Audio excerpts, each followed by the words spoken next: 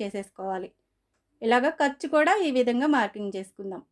ఇలా చేసుకున్న తర్వాత చూడండి, ఇక్కడి నుంచి మనము ఈ పొడవు చూసుకుంటున్నాం. 5 ఇంచులకైతే మార్కింగ్ చేసుకుంటున్నాం. చూడండి, ఇలాగా ఒక లైన్ కొట్టేయండి ఇక్కడ. ఇక్కడ లైన్ కొట్టేసిన తర్వాత పైన షోల్డర్‌కొచ్చేటప్పటికి 5 ఇంచులు తీసుకోవాలండి. 5 ఇంచుల కాడ ఇట్లా మార్క్ చేసుకున్న తర్వాత ఇట్లా చూడు, ఇలాగ చేసుకున్నాం కదా మార్కింగ్ అనేది. ఇక్కడి నుంచి ఆర్మ్ రౌండ్ కోసం 5.5 ఇంచులకి మార్కింగ్ అనేది చేసుకోవాలి.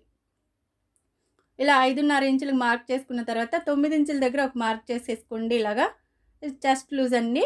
బ్లౌజ్ వచ్చేటప్పటికి 34 ఇంచెస్ అనమాట.